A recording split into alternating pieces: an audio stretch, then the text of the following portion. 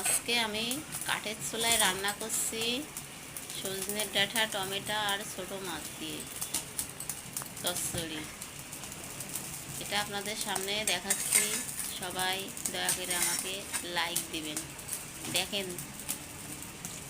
সবজিটা কেমন হয়েছে।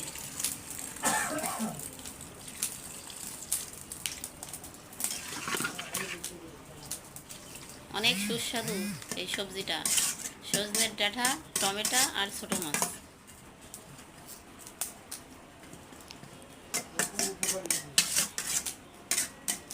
ছোট মাছও খুব ছোট মাছ দিয়ে